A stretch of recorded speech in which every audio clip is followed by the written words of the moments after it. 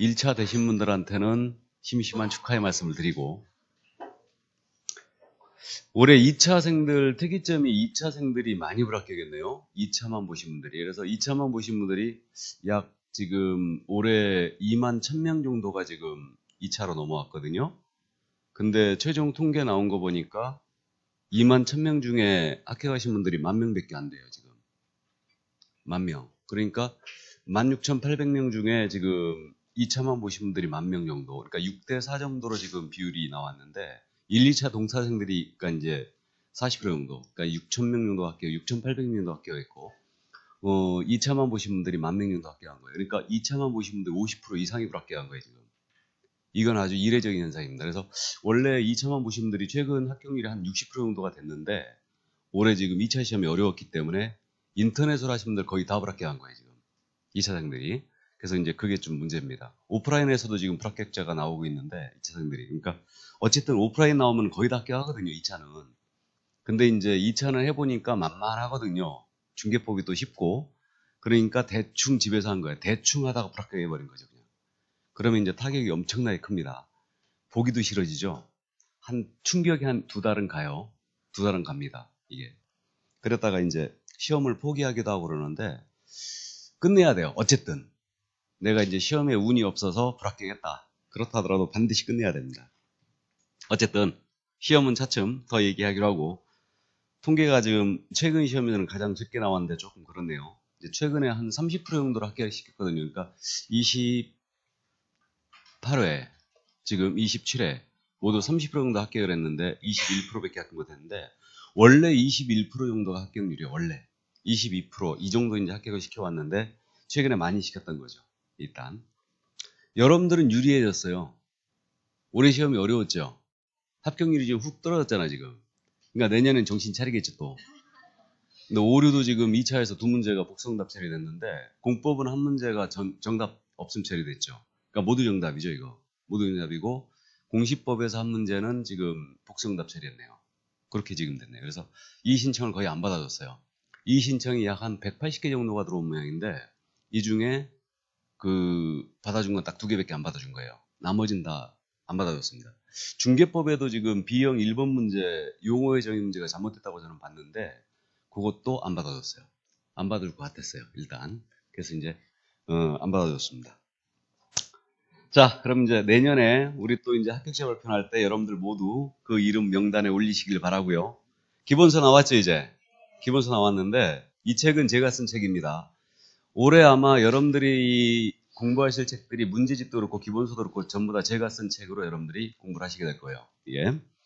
그래서 오늘 지금 첫 진도를 지금 다시 나가는 학원들도 있고 안 나가는 학원들도 있는데, 우리 학원은 지금 현재 기초입문 과정이 진행돼 왔죠.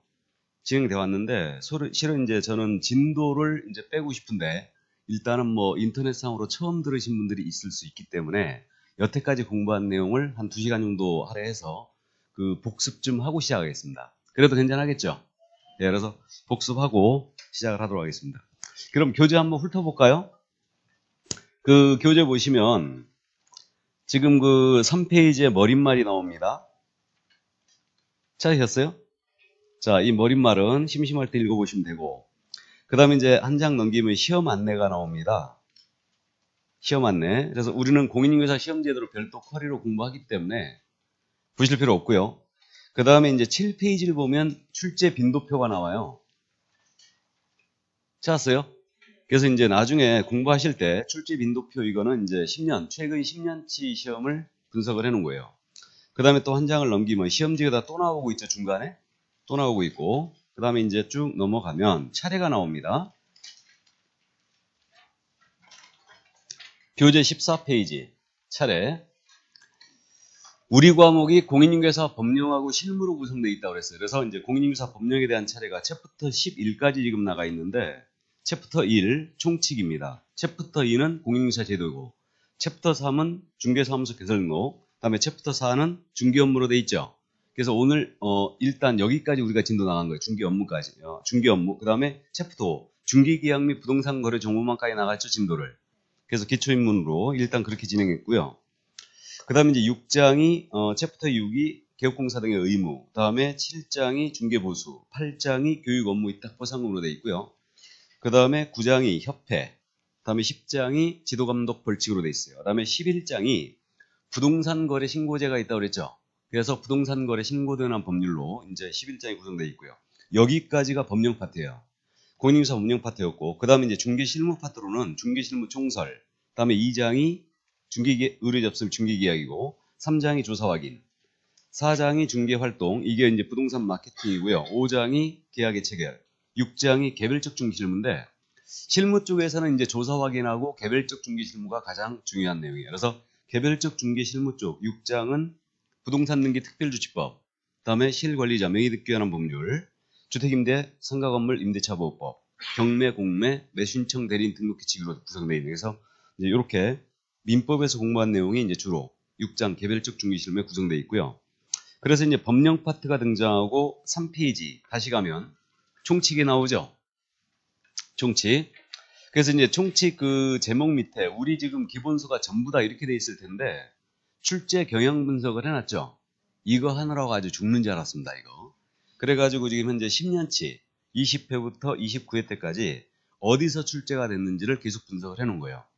그래서 이제 이걸 나중에 공부하실 때 이걸 보시면서 참조하시면서 이제 포커스를 맞추면 돼요. 물론 이제 수업을 이제 꾸준히 들어오신 분들은 수업 시간에 제가 계속 언급을 하기 때문에 감을 잡고 가버릴 거예요. 그러니까 크게 어려움이 없이 이제 보실 겁니다. 그래서 이 기본서를 뭐 제가 서두에 말씀을 드렸듯이 지금 2차 과목을 할 필요는 없다고 그랬죠? 복습할 필요도 없어요. 복습할 필요도 없고 수업만 쭉 듣고 따라오시면 되는 겁니다. 그렇게 하시고 지금 기본서가 나왔으니까 시간이 남아서 나는 미치겠다. 그런 분들은 1차 과목부터 읽어야 돼요. 교재 나왔으니까. 이건데 1차 과목 하는데 뭐부터 읽어야 된다고요? 민법. 민법부터 읽어야 됩니다. 그러니까 민법 과목은 모든 과목의 기초이자 결론이에요. 그렇기 때문에 민법을 모르고서는 다른 과목을 나갈 수가 없어요. 특히 우리 과목도 그렇고 세법도 그렇고 기본 용어 같은 게 이해가 안 돼 있으면 세법도 못 나가요. 그렇기 때문에 등기법도 물론 마찬가지고 그러니까 반드시 그저 시간이 남아서 나는 미치겠다 하는 분들은 민법을 차츰차츰 읽으시고 이제 한 2달 정도 12월 달까지는 그냥 수업만 따라오셔도 됩니다. 사실 따라오셔도 되고 나중에 이제 1월 달부터 본격적으로 계속 읽어주시고 다만 이제 굳이 1차 과목을 더 공부하신다면 복습 정도는 하시고 대신 파고들지 마세요. 파고들어도 이해 못합니다. 그러니까 아 그렇구나 하면서 넘어가야 돼요. 이게 그리고 2차 과목 제 과목은 특히 복습할 필요도 없고 수업만 듣고 그냥 덮습니다. 아셨죠? 그리고 이제 나중에 7월달 이후에 이제 2차를 시작하는데 대신 기본서가 나중에 시험 볼 때쯤 다가왔는데 저보다 더 깨끗한 분들이 있어요. 상관없습니다. 상관없는데 대신 한 번은 꼭 읽어주셔야 돼. 기본서를 한 번 안 읽으면요. 무슨 문제가 생기냐면 난이도를 약간 높이자는 문제를 그럼 풀어내질 못해요. 그러니까 기본서는 나중에 꼭 읽으세요. 그러니까 이제 이론이 이해된 상태에서 어느 정도 암기가 된 상태에서 기본서를 읽으면 이거 하루면 다 읽어버려요. 하루면. 그러니까 그렇게 하시고 그걸 믿고 따라오셔야 됩니다. 아셨죠? 자, 그럼 이제 지금까지 공부한 내용 잠깐 이제 복습만 한번 해보는데 그 3페이지 서론, 공인인증서 법령의 구성은 그냥 넘어가겠습니다. 넘어가고 법의 성격 이것도 그냥 넘어가고요. 법의 제정 목적이 우리 법 제1조예요. 그래서 우리 법 제1조 읽어만 드리고 넘어갑니다. 그래서 공인인증서법의 제정 목적은 21회를 마지막으로 출제 안 하고 있어요. 제목 옆에 출제가 지금 최근에 출제된 게 표시가 돼 있죠. 예, 그래서 보시기는 편하실 거예요. 그래서 이제 법 제1조 목적 그래가지고 이 법은 공인인증서의 업무에 관한 사항을 정하여 그 전문성을 제거하고 부동산 중개업을 건전하게 육성하여 국민경제에 이바지 함을 목적으로 한다. 이렇게 돼 있고요. 나중에 암기할 거예요, 이거. 자, 그 다음 넘깁니다. 용어의 정의가 나와 있죠. 용어의 정의. 자, 이 부분 우리 법 제2조예요. 이거 잠깐 복습 한번 해보죠, 이제. 용어의 정의인데 용어의 정의는 정확하게 암기해줘야 되고 이거는 매번 출제한다는 걸 알 수 있어요. 지금 제목 옆에 보시면. 그래서 용어의 정의로서 6가지 용어의 정의가 우리 법 2조에 내려져 있는데 먼저 중개에 관한 정의입니다. 중개. 기억 한번 해볼까요? 중개라 함은 칠판 보시죠. 뭐 중개라 함은 법정 중개대상물에 대하여 이렇게 출발하죠. 우리 법 제3조에서 정한 중개대상물에 대하여. 다음에 거래 당사자 간, 매매, 교환, 임대차. 기억나세요? 매매, 교환, 임대차. 그 밖의 권리의 득실 변경에 관한 행위를 알선하는 것을 말한다. 그래서 중개는 한마디로 표현하면 어떻게 된다고요? 알선. 근데 세탁기 알선이나 냉장고 알선합니다. 이것은 중개가 아니라고 했어요. 중개대상물에 대한 알선이라고 했죠. 그래서 중개라는 것은 한마디로 중개대상물에 대한 알선이다. 요걸 명심해야 돼요. 그럼 중개대상물의 종류가 몇 가지? 5가지가 있어요. 토지가 있고 건축물이 있고 임모, 공장재단, 광업재단이다. 이것에 대한 거래를 소개해야 된다는 얘기죠. 알선은 소개입니다. 그러니까 토지의 매매를 소개했다. 중개 맞죠? 건물의 매매를 소개했어요. 중개 맞아요. 광업재단의 매매를 소개했습니다. 중개 맞아요. 그러나 그 권리금이라는 거 기억나십니까? 상가 거래할 때 권리금은 집기 비품에 대한 보상이라든가 영업권 이거에 대한 보상에서 결정된다고 그랬어요. 그럼 권리금 거래를 소개했습니다. 중개다 아니다. 중개 아니라겠어요. 중개대상물이 아닌 것을 소개한 것은 중개가 아니라고 했고 소개하는 행위가 아닌 것도 중개 아니라고 했어요. 그럼 컨설팅이라든가 분양 대행을 해줍니다. 이것은 소개가 아니더라. 그럼 중개에 해당한다 안 한다?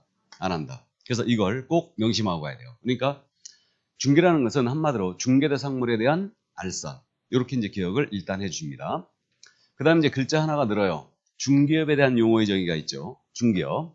중개업은 글자 수가 3개니까 3가지 요소로 기억하자. 일단 중개업은 다른 사람의 의뢰가 있어야 되죠. 다른 사람의 의뢰야 일정 보수를 받고 그 다음에 중개를 업으로 하는 것이다.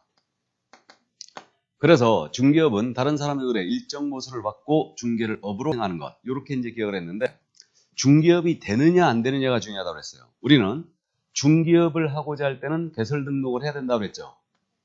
중개업을 하고자 할 때는 등록을 해야 됩니다. 그러면 중개업을 하는데 등록을 하지 않냐고 중개업을 해버리면 무등록 중개업이 돼요. 그리고 우리 법상 최고의 처벌을 받는다고 했고 그럼 중개업이 아니라면 등록할 필요가 없고 또 중개업에 대한 대가는 중개보수 규정의 적용을 받죠. 그럼 중개보수는 우리 법이 정해놓은 한도를 절대 초과해받으면 안 됩니다. 그렇기 때문에 요 중개업이 아니라면 중개보수 규정의 적용이 없어요. 그러니까 권리금 거래를 소개를 영업으로 했습니다. 그럼 이건 중개업에 해당한다 안 한다? 안 한다. 그러니까 결국은 중개업이 되기 위해서는 중개에 먼저 해당이 돼야 되죠. 그러면 중개에 해당이 안 된다면 중개업이 될 수가 없어요. 그러므로 권리금 거래 소개는 중개 아니고 나아가 이걸 영업으로 하더라도 중개업이 되지 않으니까 이거는 등록을 하지 않았더라도 그냥 할 수 있다는 얘기죠. 그냥 할 수 있고 이에 대한 보수 규정 적용을 받는다 안 받는다? 안 받는다. 알아서 받으라는 얘기죠 이거. 그래서 한도 초과에 걸릴 일이 절대 없다는 얘기예요. 또 컨설팅이나 분양 대행을 합니다. 이걸 영업으로 해요. 그래도 중개업에 해당하지 않죠. 그렇기 때문에 이건 등록 안 하고도 그냥 할 수 있고요. 나아가 중개보수의 적용이 없다는 얘기예요. 그래서 중개업에 해당하느냐 안 하느냐 이게 중요하고 결국은 중개를 영업으로 해야지만 중개업이 돼요. 그래서 이 그림 기억나세요? 결국은 중개업이 되느냐 안 되느냐는 이 중개를 계속 반복성을 띠면서 보수를 받고 했다. 그럼 이꼬로 이게 뭐라고요? 중개업이다. 이게 중개업이다. 이게. 그래서 중개에 해당이 돼야지만 중개업이 될 여지가 있다고 했고 중개에 해당이 안 되면은 중개업이 될 수가 없는 거예요. 이게. 그래서 한 번 정도 우연한 기회에 한 번 정도 소개하고 보수를 받을 것을 약정했습니다. 이건 중개업에 해당한다 안 한다? 안 한다. 계속 반복성이 있어야 되죠. 예, 그래서 그 점 일단 이해만 해둡니다. 그 다음에 이제 나머지 기타 용어의 정의인데 이제 세 번째로 개업 공인인계사에 관한 용어의 정의가 있죠. 그래서 이걸 제가 개공이라고 지금